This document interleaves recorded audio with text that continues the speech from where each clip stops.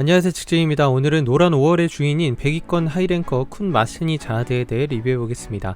마스니 자하드는 자하드에게 13월을 하사받은 능력있는 하이랭커 공주입니다. 나이도 지긋해 보이고 유리를 애송이 취급하는 것도 이해가 될 정도로 강력한 캐릭입니다. 마스니가 길잡이가 없는 이유에 대해 궁금해하시는 분들이 가끔 있는데, 일단 자하드왕과의 계약에 의해 자하드의 공주에겐 길잡이가 배속되게 되어 있지만 그게 무한정의 기간은 아닌 것으로 생각됩니다. 가람도 그렇고 마스니도 그렇고 길잡이 없이 생활을 하는 걸 보면 일정 기간이 지나면 길잡이를 졸업시킬 수 있거나 꼭 길잡이가 배속되어야만 하는 건 아닌 것 같기도 합니다. 개인적인 추측으로는 길잡이 배속 자체가 자하드가에서 자하드 공주들을 추적, 통제하기 위한 수단이 될 수 있다는 생각이 듭니다. 그러면 지금 잠적한 몇몇 공주들은 대부분 길잡이가 없을 거라 생각합니다. 마스니 자하드는 2부 프롤로그 이후 쿤란이 이니에타가 싸울 때 과거 회상으로 등장하는데요. 쿤란과는 친누나 동생 사이입니다. 어머니가 쿤 마스체니로 같은데요. 쿤 마스체니의 경우는 추측이지만 쿤 에드안의 자식으로 보이며 사실상 근친을 통해 생겨난 자식들로 볼 수 있습니다. 쿤 가문이 아닌 다른 외부인이라면 쿤 마스체니 자하드와 쿤란이 쿤 가문 내에 최강으로 보이는 혈통을 가지기는 어려울 겁니다. 그런 쿤란과 마스체니 자하드에겐 자하드 공주만이 유일한 어려움이 될 정도이죠. 마스체니는 조심해야 할 녀석들로 아리에 가문을 꼽습니다. 10가문 중 최강을 다투는 아리에, 하, 쿤 가문이지만 실질적인 최강은 아리에로 보입니다. 대략 아리에, 하, 쿤 정도가 되지 않을까 싶습니다. 마스체니는 연륜을 발휘하여 조언을 해줍니다. 아리의 검은 피하는 게 아니라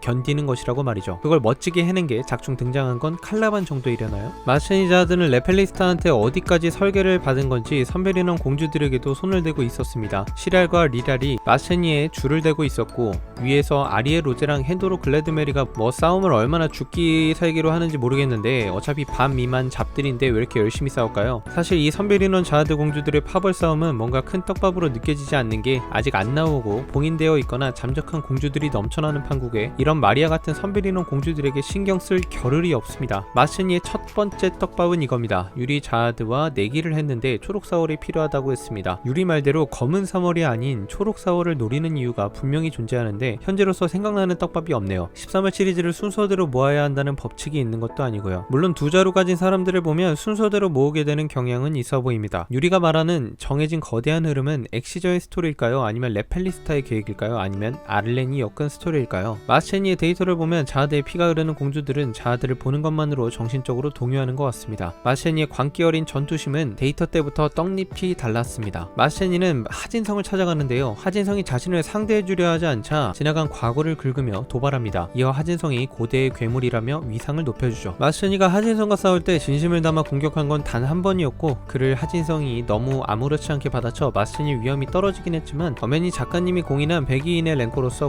군단장처럼 상상 이상의 힘을 가지고 있을 겁니다. 마스니가 밤이 지옥열차에 타있다고 들었다는 점은 레펠에게 들었을 가능성이 높다고 생각합니다. 이미 알고 있었지만 자하드가 직접 눈치를 채자 이때를 예측하고 결전병기를 바로 빌리고 큰 전쟁의 제물로서 하진성을 낚시하기 위해 온 거죠. 칼라반과 하진성의 신성한 대전에 뒤치기를 뿌림으로써 시의적절하게 파워 밸런스를 조절해줬습니다. 하진성이 원격 역흐름 제어를 하자 최상급 하이랭커 2명을 상대로 한다면서 자신이 100위권 이내라는 점을 작중에서 간접적으로 드러내게 되죠. 마스니는 하진성에게 자신의 목적이 하진성과 크게 다르지 않다고 말합니다. 하진성의 목적은 무엇일까요? 자하드의 죽음과 10가문 체제의 몰락일 겁니다.